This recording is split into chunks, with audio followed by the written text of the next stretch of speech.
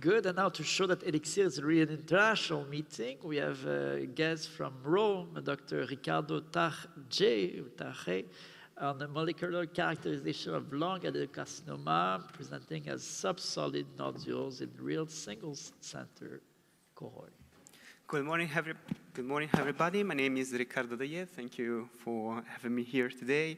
I'm from Rome, from the National Cancer Institute, and I'm a surgeon, so please be kind with me. Today, we will discuss about the molecular characterization of early-stage lung adenocarcinoma presenting as subsolid nodules in our real-life cohort back in Italy. So we are taking just a step behind to see the epidemiological context of what we were talking about before. We know the patient diagnosis stage 1 disease is actually increasing, and we know that most of these patients present with subsolid nodules. And we spent the last decades trying to deciphering how treat this patient, as they have some clinical characteristics that differ to what we expect to be lung cancer, actually. And we ended up doing a quite complex, but still radiologically based algorithm to allocate treatment in these patients. But still, we're missing most of the molecular backgrounds that may dictate these both clinical and radiological features. We have some reports, but these reports are mainly from China, where EGFR mutation, we know is 50% of the population in these patients. So we ask ourselves if this is the case also in Italy, if this is the case also in Europe. So the aim of our study was to present the clinical characteristics of our subsolid early-stage lung adenocarcinoma cohort, to identify the most important and relevant molecular characteristics, and analyze them according to the clinical and radiological feature and compare them with previous findings. To do so, we performed a single-center retrospective study, including all the patients with stage 1 lung adenocarcinoma with available molecular data and CT scan, with a CTR below 1. The radiological assessment was performed by 2 thoracic surgeons and 1 thoracic radiologist, and the pathological report aimed at identifying all the non-invasive components, but also, in the case of invasive components, all the histological subtypes. We retrieve only the data of those patients that had targeted NGS, and we have a panel that has only 50 genes that we learned yesterday. It's not enough, but we're working on that. And we stratify patients according to the EGFR mutation according to common and uncommon mutation, and KRAS mutation according to the main oncogene substitution. But if we take a look at our baseline characteristics, we can see how our patient in 60% of the cases were at an age higher than 65 years old, and then nearly 40% of the patients were avid smoker. At the same time, pure ground glass were found only in a third of the population, and so a very small number of patients according to subsolid nodules, and these patients were followed up for at least 6 to 12 months as we are trying to detect before surgery, as well as trying to detect nodal growth or eventual solid component development. As a result, non-invasive patterns at histological level were found only in 10% of the patients. If we compare these results, these baseline results, to those presented in previous report from the Beijing University and from the Shanghai Pulmonary Hospital, we can see how these criteria are different from those reports. So we are talking about two completely different populations.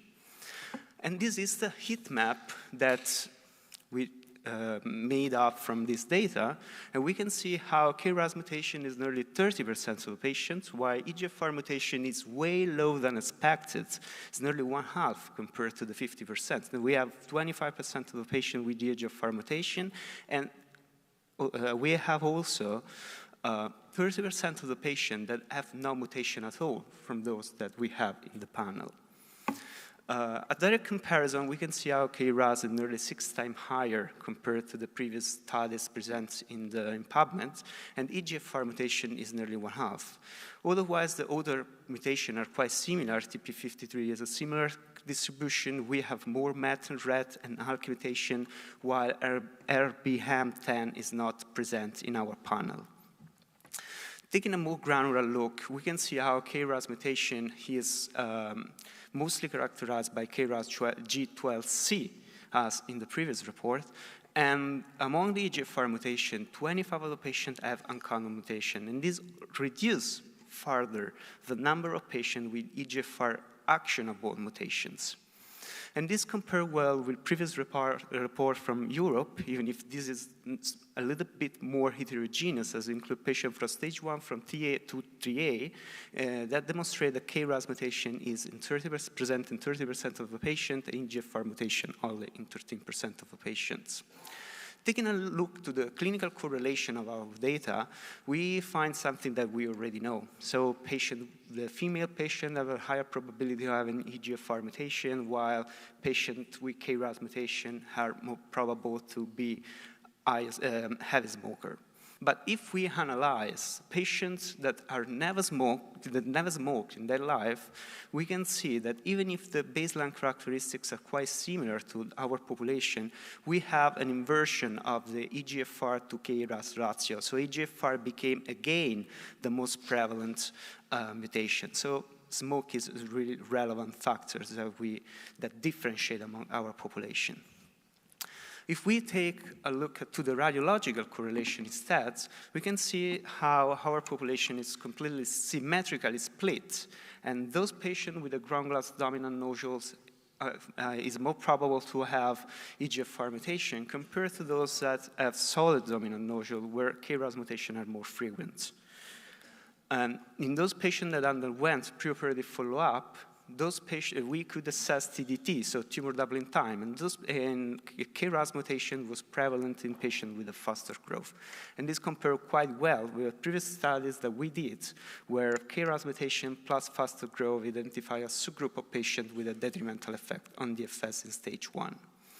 So, in conclusion, the characteristics of our population compared to previous studies is quite different, and this reflects a different molecular landscape. So the question are, if the patients are so different, and we have talked about the relevance of TNM and how it should be implemented with the biological data, maybe we should adapt the TNM and our follow-up strategies and our preoperative diagnostic strategy, including also this different molecular landscape. And at the same time, if for some of these patients, surgery is enough, for older patients, it can be enough, as we can see more of these patients have aggressive mutations, like KRAS mutation, even if in stage 1. So thank you for the kind attention.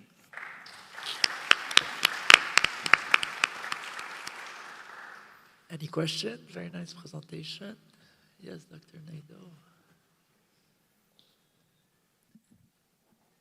Thanks for this great presentation. And sorry if I missed it in the initial table 1, but what proportion of these patients are identified via screening versus standard of care or IPMN pathways? And how do you think that might factor into what we do next? Thanks for the excellent question.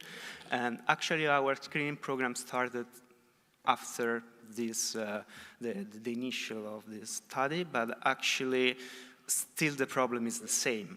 So for ground glass nodule, normally in our institution, we do a preoperative follow-up until progression, until until growth, until solid component development.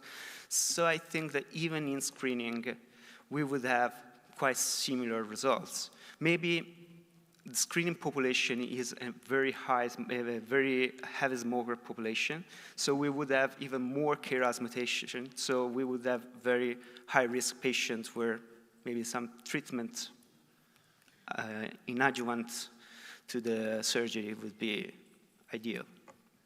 Yeah, I think the screening population, the PLCO score, it's 55 to 74. And then now there might be newer data to say, you know, other groups like the Deluge study from Ray Osorogi Agbon, it's different again. It's up to 80. So it might be interesting to do this study and compare the different cohorts. But great work. Well done. Thank you.